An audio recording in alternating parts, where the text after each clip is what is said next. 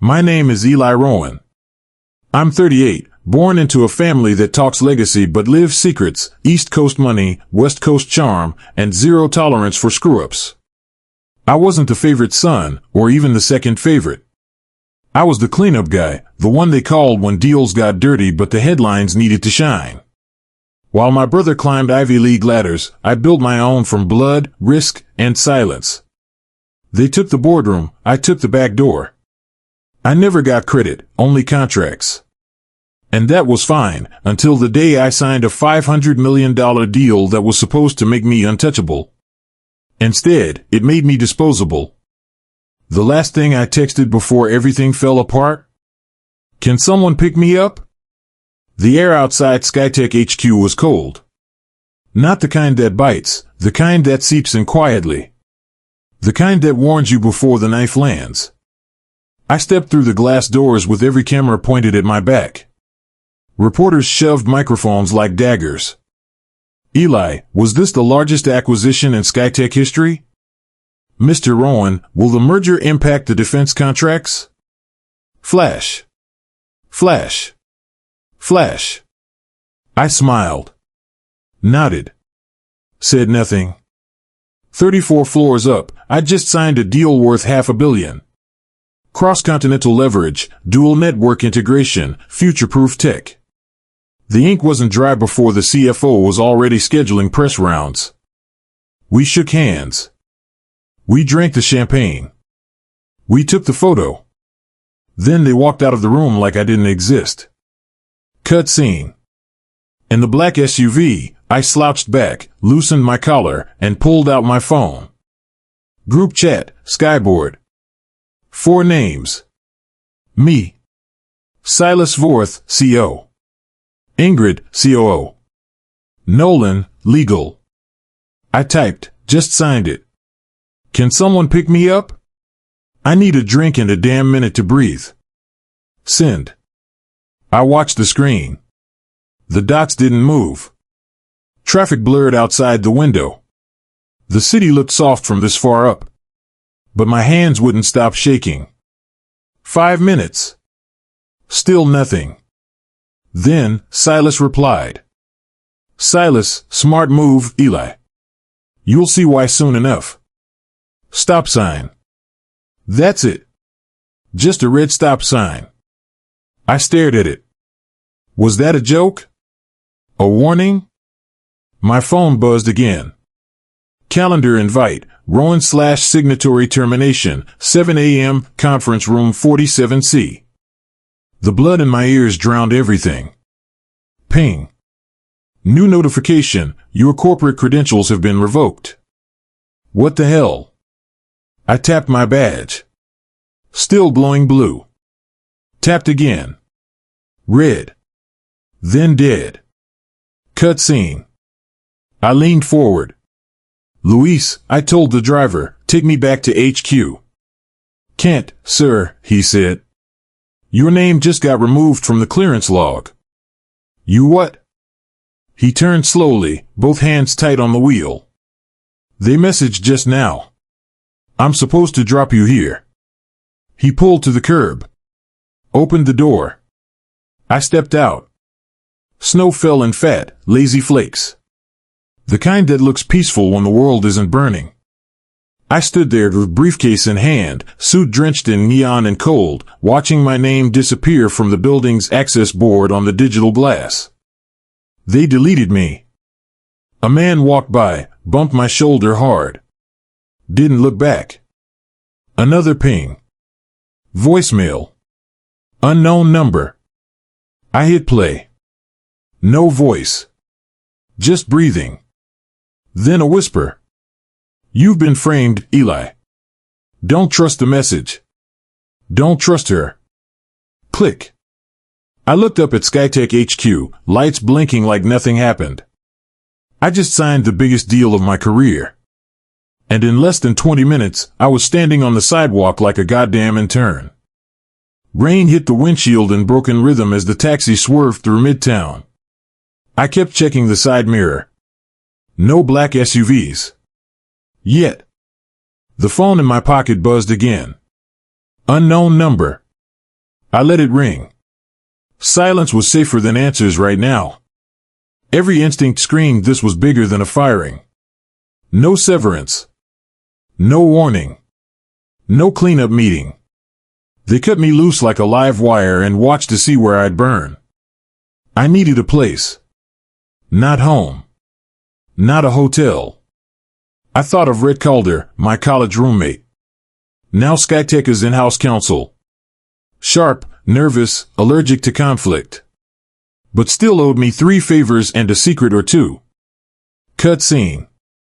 I ducked into the back entrance of Browning's, a jazz bar in Soho. Low light. Heavy curtains.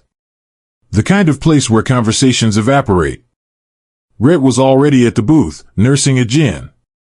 "You look like hell," he said. "I feel like litigation." I sat across from him. Didn't touch the drink. "You got burned," he whispered. "Fast and clean. They prepped this." "How long?" I asked. His eyes flinched. "I saw red lines on the acquisition contract this morning. Things you never approved. They slipped it in after you signed." "What kind of red lines?" Rhett pulled a folded printout from his coat. Handed it to me under the table. I scanned it. Line 47D, all regulatory liability may be transferred to acting signatory in the event of investigative breach. "What the hell is this?" I hissed. "They made you the fuse," he said. "It's not about the deal. It's about who's holding the match when it blows." I leaned back, dizzy. The clause was buried under a patch note. "You never saw it. You let them do this." I tried to stop it. His voice cracked. That's when I noticed a tremor in his hands. "They told me if I flagged it, I'd go too." On the bar TV behind him, a breaking news banner crawled across the bottom of the screen. Skytech is Eli Rowan implicated in fraudulent signing. International investigation pending. My throat clenched. "They moved fast," Rhett said. "Too fast. Somebody leaked it." "Who?" He didn't answer. I grabbed his wrist. "Who?" He jerked back. Looked around the bar like someone was watching. Maybe they were. "There's more," he muttered. I checked the archive. "The video of the signing? It's wrong." He slid a USB across the table. "It's yours. But it's been tampered with. Watch it alone. And Eli," he hesitated, "don't go back to your place." "Why?" He didn't blink. "Your apartment was cleaned out 2 hours ago." Cut scene. Back alley. Sirens distant. My breath fogged in the cold. I held the USB tight. My hands shook harder now. Not fear. Adrenaline. A quote echoed from years back, something a mentor told me once. "They don't destroy you with fire. They just change the locks." My apartment building loomed ahead. I kept to the side street. Avoided cameras. Pressed myself against brick as a security patrol passed by. No lights in my unit. No movement. I didn't go in. Instead, I circled around and took the subway. Random lines. Looping routes. Paranoia feeding instinct. Every shadow on the platform felt too still. Every passerby walked too slow. Like someone waiting for confirmation to act. By midnight, I found an old client's flop in Harlem. Burned out office space. Dead bolt. No cameras. Inside, I plugged the USB into an ancient laptop. The video opened. Eli Rowan, signing a contract. Smiling. Nodding. All normal. Until frame 412. I froze it. My eyes were blank. My signature, too fast. Mechanical. Replayed in slow motion. Silas standing just off frame. His mouth moved. My hand followed. Like a puppet. Something was wrong. Like I wasn't driving my own body. Cutscene. I slammed the laptop shut. This wasn't just a frame job. It was orchestrated.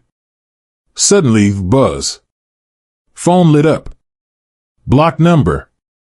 I picked up. Said nothing. A voice I didn't recognize. Low. Measured. You weren't supposed to watch that. Now we all lose. Click. Rain started again. I didn't just sign a contract. I signed a goddamn death warrant. I didn't sleep. At 4:19 a.m., I deleted every trace of myself from the burner laptop. I tossed the hard drive in a river by Marcus Garvey Park. Watched it sink. Cold wind scraping the side of my face like razors. Then I called the only person I shouldn't. Dana Schuyler. Former journalist. XPR at Skytech. Once trusted, now vanished. She'd left the company a year ago after a scandal involving classified tech leaks. Disappeared right after, like she'd never existed. But she always said one thing that stuck. Some people whistleblow. Others build the fuse. I still had her private contact. An encrypted signal line only 4 people ever had. I sent 2 words, I'm ready. No response. But the check marks turned blue. She saw it. Cutscene. 6:03 a.m. The sun barely cracked above the skyline. I changed into dark clothes, black coat, navy cap. Kept my face down. I hit the AMC offices by 6:30. Not the front door. Freight entrance, 3rd floor. Red had once shown me the back way, the one maintenance used. No cameras. No logins. Just a rusty keycard and muscle memory. Inside, cold tile floors and the hum of old fluorescent lights. AMC, Asset Management and Compliance. Where paper trails came to die. The hallway smelled like toner and secrets. I knew what I was looking for, filing room 9B. Red mentioned it once. Any contract not digitized within 24 hours got dumped there, buried under false labels. I had 2 minutes before the motion sensors reset. I slid open the file drawers, fingers flicking past labels like a piano roll. Then I saw it, Rowan Transfer Agreement 509F. My hand stopped. I pulled it. Inside, not 1, but 3 different copies of the contract. One with my signature. One with Silas's.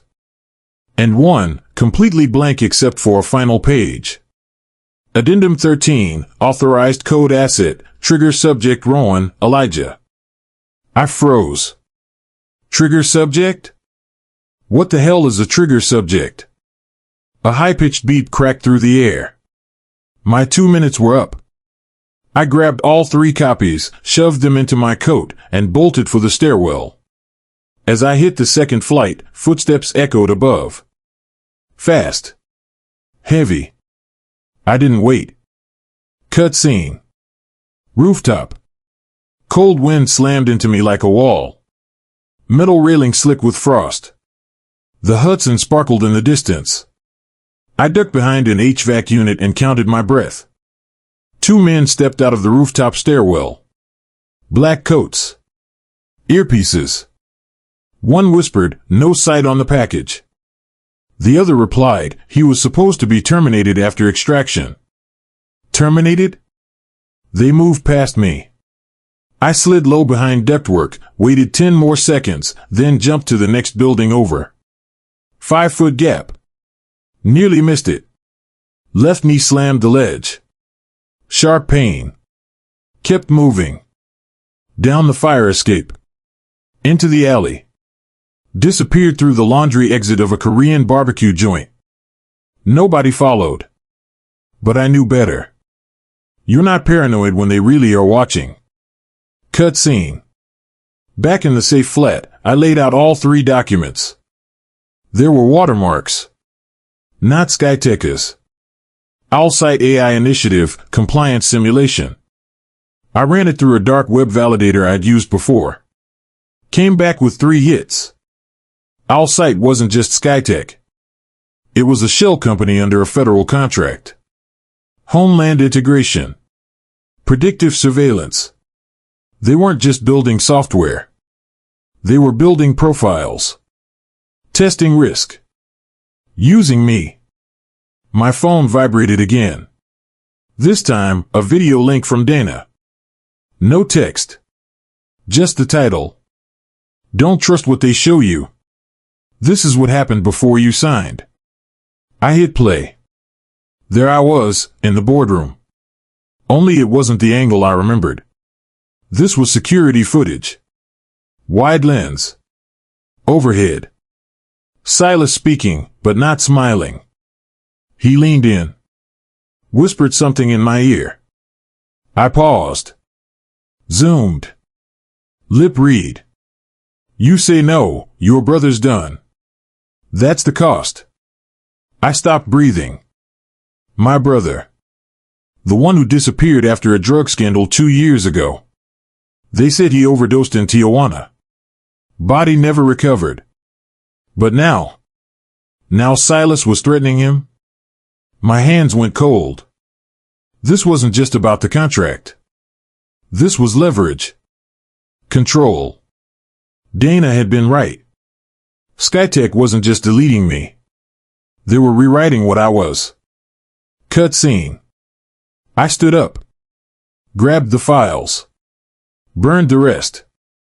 Then opened the group chat again. Typed the same line I used before. This time with intent. Can someone pick me up? And hit send. A black car pulled up 5 minutes after I sent the message. Not a rideshare. Not company. Private plate. Tinted windows. I almost didn't get in until I saw who stepped out. Nolan Ray. Skytech's head of legal. My former mentor. The man who once told me, the most dangerous pen isn't held by the enemy. It's held by the friend who swears it's inkless. He didn't smile. Just jerked his chin toward the back seat. Get in, Eli. You're late. I slid in without a word. Cut scene. The car rolled uptown. Past familiar corners that now felt foreign. I counted every second between traffic lights, like each one was a fuse. Nolan broke the silence. You know too much, too fast. I stayed quiet. He continued, Silas underestimated you. They thought you'd vanish. Instead, you poked the wrong file cabinet. He handed me a folder. No label. Inside, a sealed envelope and a restaurant receipt. Tonight. 8 p.m. Delphine's. Private room. Who's coming? Everyone who wants you silenced. I looked out the window. Why help me now? I asked. Nolan exhaled hard. Because I helped build this machine. And now it's eating people like you. Like me. Cut scene. 8 o'clock sharp. Delphine's was dim, elegant, and crawling with surveillance. Hidden cameras behind artwork. A man in a dark blazer watched the coat check like it was a nuclear site. I walked in through the back. Private room. Red leather booths. Crystal decanter half full. The kind of place powerful people pretend to be vulnerable. Silas was already there. Ingrid too. And, shock of all shocks, Rhett. His eyes met mine. No apology. Just fear. Silas raised his glass. Eli. The ghost returns. I sat down, slowly. He leaned forward. Let's be honest. You were never meant to survive the fallout. But here you are. Annoyingly alive. I stared at him. Why frame me? I asked. He smirked. Because no one cares when the black sheep burns. It's practically tradition. Ingrid slid a tablet toward me. This is a settlement offer. I didn't touch it. You expect me to sign another trap? Expect, she said. No. We need you to. There's a paper trail now. You've made yourself dangerous. This ends one of two ways, signed or buried. Red finally spoke. Eli, they found the copy. The original All-Sight manifest. Your signature isn't just exposure, it's executable. My blood went cold. They used my signature to authorize a surveillance algorithm? Worse. Silas clarified, not just surveillance. Predictive identification. Geotagged human profiling. Your name signed off on launching it across 5 states. My head spun. You think I'll keep quiet after this? Silas smiled. No, Eli. I think you'll disappear. Just like your brother did. Cut scene. Glass shattered. Not in the room. Outside. A waiter crashed into a tray near the main bar. Heads turned. For 2 seconds, everyone looked away. 2 seconds was all I needed. I grabbed the tablet, smashed it into the floor, shattered the drive. Ingrid gasped. Red moved to stop me, but I was already out the door. Back hallway. Kitchen. Then.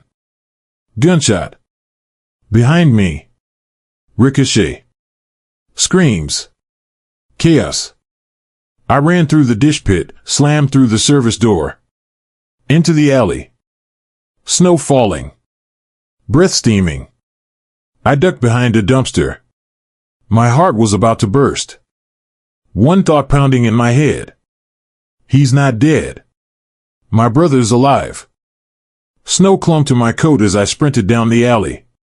My breath tore in and out like someone was pulling it from me with a wire. My brother. Alive. If Silas used him as leverage once, he could use him again. Or worse, end him this time. I cut through 2 blocks, then 3. My mind kept replaying the dinner table, Red's trembling hands, Silas's smirk. The world doesn't break you. It just shows you what you already were. He'd said it casually once. Tonight, it sounded like scripture. I didn't stop running until I reached the safe house, a gutted office space in Jersey City. The fluorescent lights flickered weakly when I hit the switch. The air smelled like wet plaster and dust.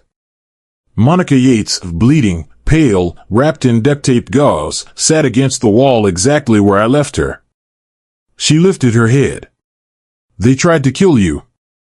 They almost succeeded. Then you saw the manifest. Not just that, I said. I saw something worse. Her eyes sharpened. Which part? The part where my signature wasn't about authorizing a deal. It was about authorizing a weapon. Cut scene. I set the All-Sight folders in front of her. Redacted lines. Hidden metadata. Buried signatures. Her fingers traced the pages like she already knew what was underneath. She breathed out slowly. They didn't tell you what All-Sight really does. No. They didn't tell me either. I found out 2 months ago and tried to walk. But Silas doesn't let anyone walk. Not when they've seen the engine. What engine? She looked up at me. The algorithm. The one that predicts financial reactions, political responses, public sentiment. One system, 12 nodes. It uses behavioral input to manipulate the market, subtly, invisibly. Illegal, I said. Beyond illegal. It's treason wrapped in a spreadsheet. I swallowed hard. So why me? Because you're tidy, Eli. No public mess, no family close enough to defend you, no romantic ties that would question your disappearance. You're the ideal scapegoat. A software glitch in human form. I felt the floor tilt. And now? I asked.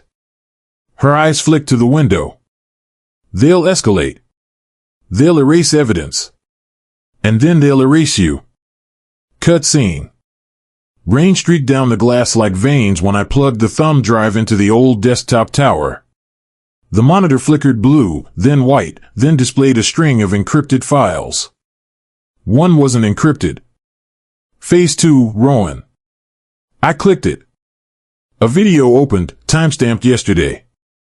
Dana Schuyler stood in frame. Alive. Not frazzled. Not hiding. Calm. Hair tied back. Dark blazer. A tablet in her hand. She looked straight into the lens. If he survives the contract, initiate Phase 2. Notify Silas. Prepare extraction protocol. Monica stiffened.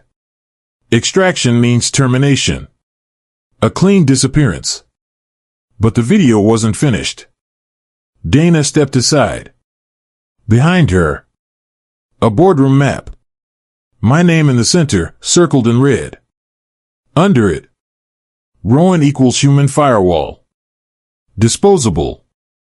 Activation trigger, deal signed. My skin froze. They planned the whole thing before I even walked into the room. Monica nodded. That's what our site is for. Predictive manipulation. You're just a line item in their testing phase. Cut scene. I paced the room. Back and forth. Breath tight. What about my brother?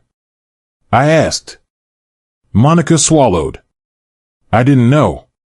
But if they used him once, they'll use him again. I slammed my fist into the wall. Plaster cracked. Pain shot up my arm. She whispered, "There's one person who can tell you the truth." My pulse kicked.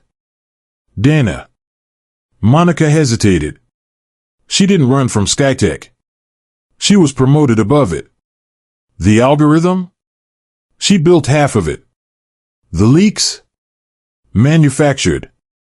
The scandal? A misdirection.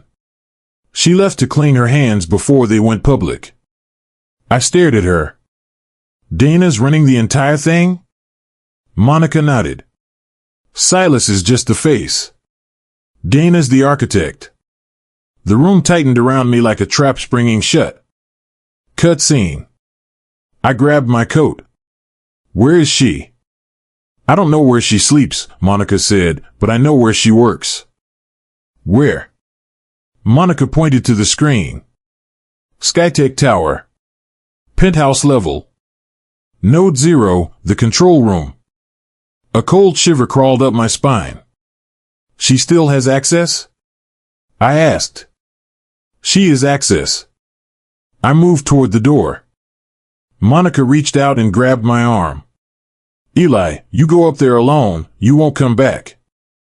Maybe not, I said. But I'm done running. Her voice softened. Then remember this, power doesn't corrupt. It reveals who was already corrupt. I pulled away. Every nerve in my body buzzed. The kind of buzzing that comes before either victory or death. The elevator shaft would be the only entry point without triggering internal alarms. I knew it because I designed half the protocols myself. The city glowed below the tower as I climbed into the service lift, clipping onto the emergency ladder. My gloves slipped on the cold steel. Heart pounding. Breath sharp. Floor after floor. Lights flickering through the glass. Wind howling through vents. Then, silence. The hatch above me cracked open. Light poured down. A silhouette stared down at me. Calm. Still. Dana Schuyler. Her voice descended like a blade. End of the line, Eli. You weren't supposed to survive this long. The penthouse was a temple of glass and silence. City lights glimmered through floor-to-ceiling windows, casting fractured shadows across marble floors. Dana stood at the far end, hands clasped, like a priestess waiting for a sacrifice. Come in, she said, voice like a knife wrapped in silk. You've earned the truth. I stepped forward. The air smelled of lavender, expensive ink, and something metallic, like blood under skin. She didn't move. You think this is about money? No. I think it's about control. She smiled. Closer.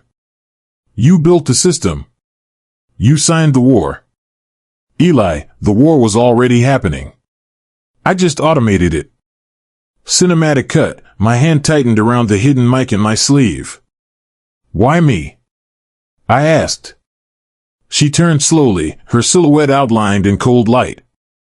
Because pawns don't know they're pawns. You were perfect. Disposable. Polished.